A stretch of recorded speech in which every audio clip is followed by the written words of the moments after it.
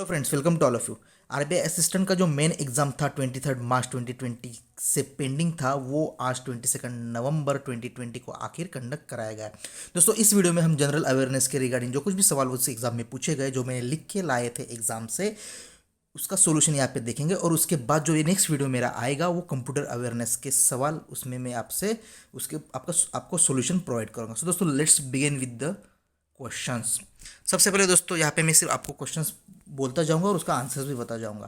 दोस्तों, सीसीईए जिसे हम cabinet committee of economic affair कहते हैं, उन्होंने एक लुहीरी नाम का एक हाइड्रोइलेक्ट्रिक प्रोजेक्ट जो था 210 करोड़, सॉरी 1810 करोड़ का जो प्रोजेक्ट था, वो उसको मंजूरी दी थी। तो ये लुहिरी कहाँ पे लोकेटेड है, कौन से स्टेट में, वो पूछा गया था।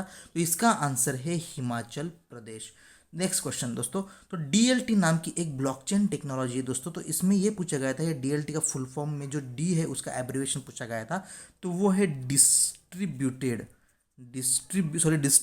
लेजर टेक्निक, इसका ये फुल फॉर्म है। नेक्स्ट सवाल, एक अमृत मिशन जो आपको पता है दोस्तों, अमृत मिशन जो 2015 में लॉन्च किया गया था, ये ओल्ड सवाल है। ऐसे बहुत सारे सवाल उन्होंने यहाँ पे पूछे थे, ये ओल्ड सवाल है। इसमें अमृत मिशन का जो थ्रस्ट एरिया, मतलब जो मेन एरिया है जिस पे उन्होंने फोकस किया है, तो उन्होंने एक 4-5 एरियाज दिए थे, उसमें से कौन सा ये मिशन का नहीं है वो पूछा गया था। तो दोस्तों, इसमें जो वाटर और सीवेज के जो इम्प्रूवमेंट के रिगार्डिंग एक है वो उसमें है, और जो ट्रांसपोर्ट है उसके रिगार्डिंग भी एक है। तो इसमें से आप नेट पे जाके सर्च करके इसके जो 3-4 एस्पेक्ट्स दिए हैं वो आप चेक कर सकते हैं, क्योंकि एग्जैक्टली ऑप्शन अभी याद नहीं आ रहा है कि एग्जैक्टली उसमें कौन सा नहीं था। 2-3 ऑप्शन तो मुझे याद आ गए, लेकिन 1-2 ऑप्शंस मुझे याद नहीं आ रहे। तो ये आप नेट पे जाके सर्च करके आपको वहाँ पे समझ जाओगे। अब दोस्तों, एक अच्छा सवाल यहाँ पे पूछा गया था कि नॉमिनल कैपिटल क्या होता है। नॉमिनल कैपिटल जो शेयर मार्केट के रिगार्डिंग कोई कंपनी यदि शेयर मार्केट में आती है तो उसका एक नॉमिनल कैपिटल होता है, तो उसको क्या कहा जाता है, ऑथोराइज कैपिटल भी कहा जाता है। तो नॉमिनल कैपिटल को उसका नाम है ऑथोराइज कैपिटल। उसके बाद दोस्तों, MIC नाम की एक MIC रेडूड नाम की एक कंपनी है, तो वो कहाँ पे लोकेटेड है वो पूछा गया था। तो वो है अबू धाबी में, अबू धाबी की वो एक्चुअल कंपनी है। इसके बाद दोस्तों, नेक्स्ट सवाल है कि सीनेट जो मेंबर्स अभी भी इलेक्शन हुए यूएस में, तो उन्होंने पूछा गया था यूएस में सीनेट के मेंबर्स कितने हैं। तो दोस्तों, यूएस में 50 स्टेट्स है टोटल, और हर स्टेट के लिए 2 सीनेट सदस्य अपॉइंट होते हैं, इसलिए उनका सही सवाल का मतलब उस सवाल का आंसर है 100।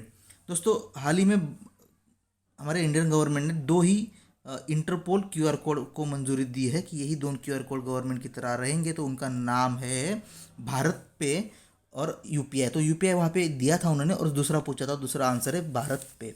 नेक्स्ट सवाल है दोस्तों, सिविल सर्विसेज डे जो मनाया जाता है इंडिया में, कब मनाया जाता है, वो 21 अप्रैल को मनाया जाता है। उसके बाद दोस्तों, एक कौन सी INS है हमारी बहुत फेमस, जिसको डिसमेंटल किया गया है, और उसका डिसमेंटल का कॉन्ट्रैक्ट जो है अलंग शिप ट्रेडिंग को दिया गया था 2020 में। तो उसका सही जवाब है दोस्तों INS विराट। दोस्तों, विराट इसलिए आप लॉजिक से लगा सकते हैं कि विक्रांत का तो ऑलरेडी डिसमेंटल हो गया 2014-15 में, उसकी बाइक उससे डिसमेंटल होने के बाद जो कुछ भी लोहा था उससे जो बाइक बनी थी वो भी लॉन्च हो गई थी INS विक्रांत। तो अभी INS विक्रमादित्य उसमें एक ऑप्शन था, वो भी, तो विक्रमादित्य हमारी बहुत इंपॉर्टेंट है। तो उसके बाद जो INS विराट ही, वहाँ पे आप लॉजिक लगा सकते थे। उसके बाद दोस्तों, TN कृष्णन नाम के एक बहुत फेमस वोलिनिस्ट थे, उनकी डेथ हुई थी। तो उनका ये पूछा गया था कि TN कृष्णन किस फील्ड से रिलेटेड है, वो इंडियन वोलिनिस्ट थे। उसके बाद दोस्तों, किया मोटर्स आपने सुना होगा। तो किया मोटर्स ये जो कंपनी है वो कौन से कंट्री से लोग मतलब बिलोंग करती है, तो वो है साउथ कोरिया। वो इजी सवाल था जो आपने बहुत सारे एडवर्टाइजमेंट यहाँ पे देखे होंगे। दोस्तों, आपको एक पता होगा कि एक बुक आई थी, pandemonium pandemonium the India banking tragedy by Tamal Bandyopadhyay. तो वो उनके जो लेखक थे वो पूछे गए थे, तो उनका नाम है बंडोपाध्याय, तमल बंडोपाध्याय। उसके बाद दोस्तों, यूनेस्को बायोस्फीयर का एक टाइगर रिजर्व को इस बार यूनेस्को बायोस्फीयर घोषित किया गया है, तो वो कौन सा है।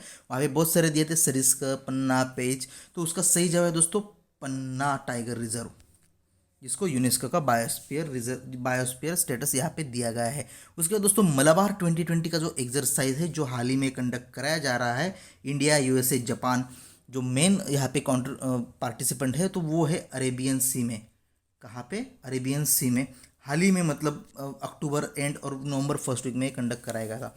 दोस्तों SRA जो फ्रेमवर्क है आरबीआई की, तो ये आरबीआई की फ्रेमवर्क है SRA नाम की, उसके कुछ जो भी framework for recognition of self regulatory for payment system, तो ये किसने लॉन्च किया है? वो आरबीआई ने लॉन्च किया है। किसके लिए?